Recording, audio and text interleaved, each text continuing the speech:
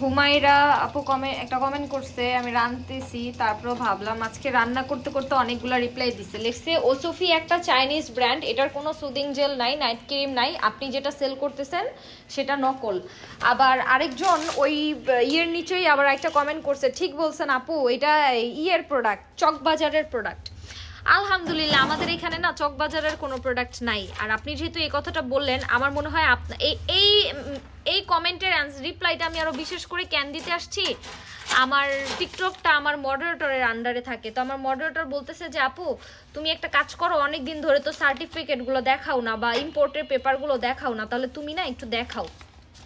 কথাটা হচ্ছে আপু আমি চকবাজারে যাই না, আর দ্বিতীয়ত আমাদের প্রোডাক্টগুলো চায়না থেকে ইম্পোর্ট করা। এই যে দেখেন এখানে লেখা আছে চায়না অনলাইন বিডি, আমরা চায়না অনলাইন বিডি থেকে প্রোডাক্ট ইম্পোর্ট করি, লাউভান থেকে প্রোডাক্ট ইম্পোর্ট করি, এগুলো প্রমোট করতেছি না, আমি ওদের থেকে প্রোডাক্ট ইম্পোর্ট করি, এবং এগুলো সব হচ্ছে আমাদের ইম্পোর্টের পেপার। এই যে দেখেন লাউভানের পেপার, চায়না অনলাইন বিডির পেপার, লাউভানের পেপার, হ্যাঁ এগুলো সব অনলাইন থেকে আমরা হচ্ছে চায়না থেকে ইম্পোর্ট করে থাকি। এখন কথা হচ্ছে যে কি জানি বলতে নিছিলাম, আচ্ছা যাই হোক, আপনি এটার অ্যান্সারটা দিয়ে দিলাম।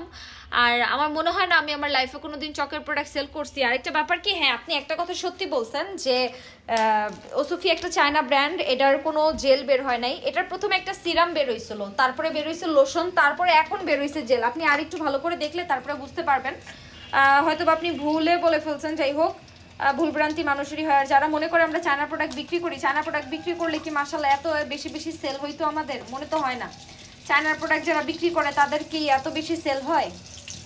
আমি তো বলতে পারি না। আর চায়নার প্রোডাক্ট হলে তো 200-300 টাকা এগুলো বিক্রি করে দিতাম, ধরি না এগুলোর দাম 400-500 টাকা হইতো, বলেন বোন।